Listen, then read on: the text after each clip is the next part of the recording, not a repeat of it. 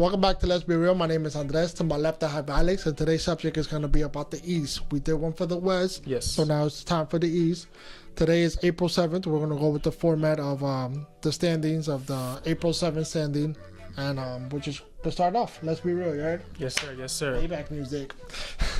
So the first series on the Bucks against the Pistons, I have the Bucks in 6. I feel like the Pistons are not going to have enough to close the series or even to force the game 7, so the Bucks are going to be like, no shashi.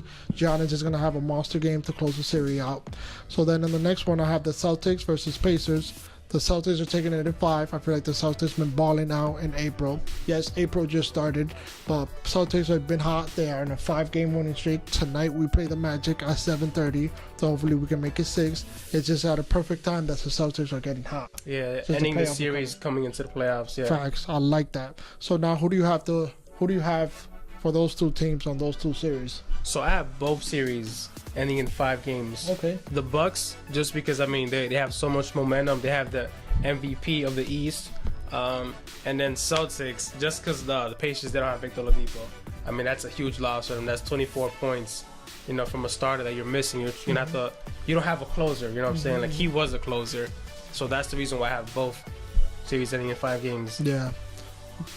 I can agree with you on that. So now we go to the other side, which is 2-7-3-6. 2-7 is Raptors versus Magic.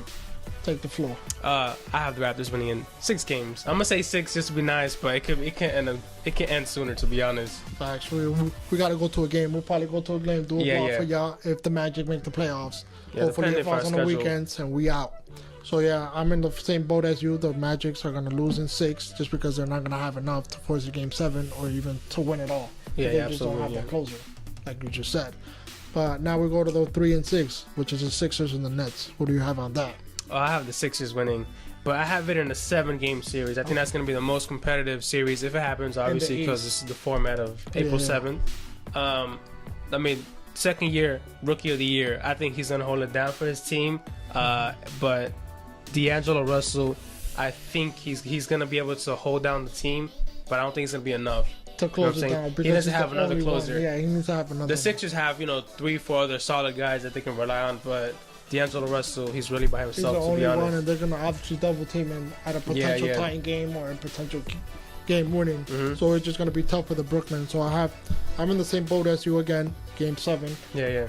The Sixers are going to close it out just because they have a full lineup, better stars. So yeah, that's just going to be it. So then we go to the final 4. On one side, on the left, it's going to be the Bucks versus the Celtics. Then on the right side, it's going to be the Raptors versus the Sixers. Who do you have taken on the left? Celtics. Okay. I just feel like they have the better overall team, better coach, the second best closer in the fourth quarter in the NBA, you know what I'm saying? And just the fact that I think Jason Tatum, we're going to see, the person that we saw last year in the playoffs, he's only 21. You know what I'm saying? He's only 21, feel me? Last year was 20. You know what I'm saying? So, yeah, I just feel like the Celtics, they just have just a better team, But I'm going to say that. I'm going to say the same thing. Celtics in 6. I'm worried if the Celtics go to a game 7, so I'm going to be worried that they might lose that game because it's going to go back home. Yeah. And I feel like all the momentum is going to go to Giannis since he's back home with no pressure, no fans booing him, So I have the Celtics in 6, and then the Raptors and the Sixers, I have them in 5. Because I just feel like the Sixers are just going to be completely shut down by the Kawhi Leonard and the Raptors.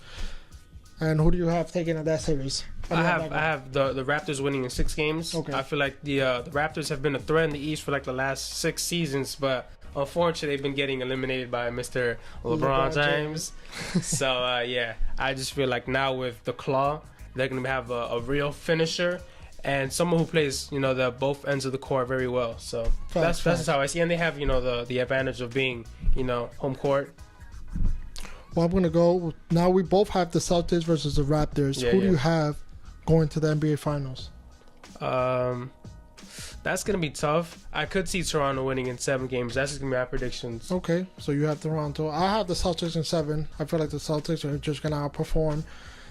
Not outperform, but it's going to be a tight series. Kyrie's going to close it down, perform, have that Kobe mentality. Yeah. And he's just going to have everybody that's been talking in the season about him not performing. Yeah, him not being a good fit for the team. And all that negative stuff. He's going to back back it up. Back that up, yeah. And perform the way he's been performing in Cleveland when he won that title with LeBron. Yeah, if he can perform like with the pass first mentality, I think he can do a lot of damage. A killer instinct. Oh yeah, and then in fourth quarter he can do what he wants. But if he does the first 3 quarters just pass.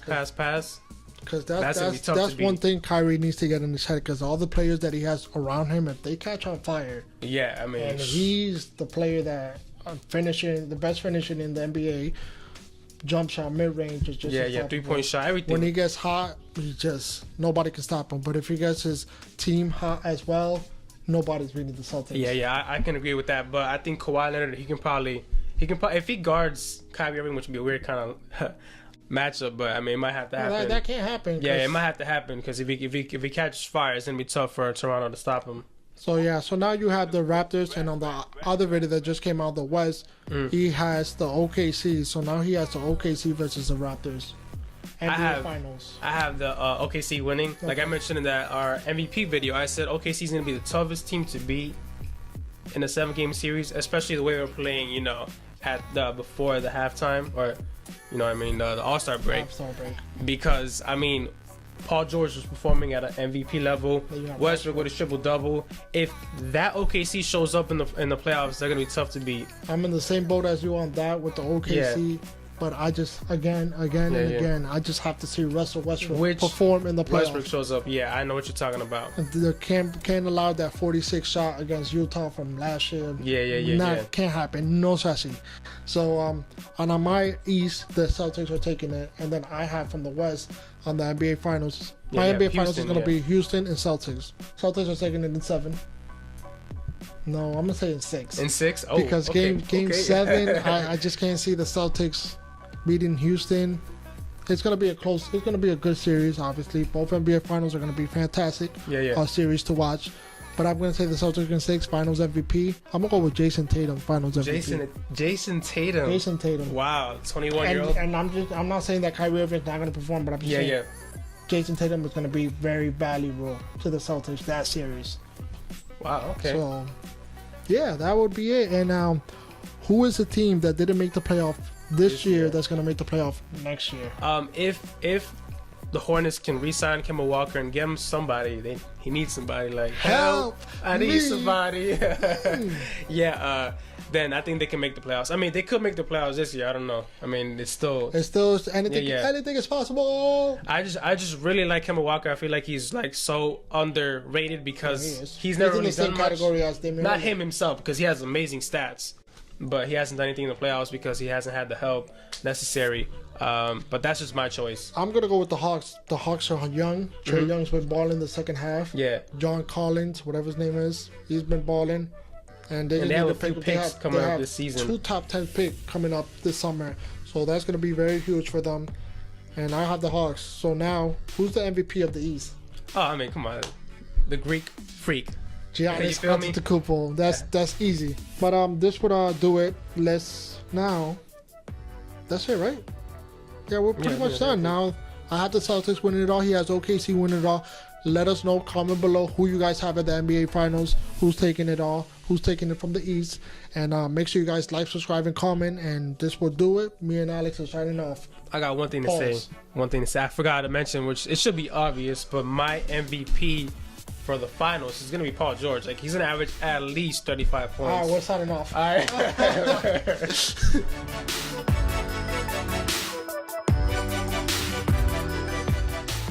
The Sixers have enough, like, star power. So when I'm talking about Lou Williams, who's scoring 20 points off the bench, right? He didn't say that. He said Lou Williams. Lou Williams is in the West Coast.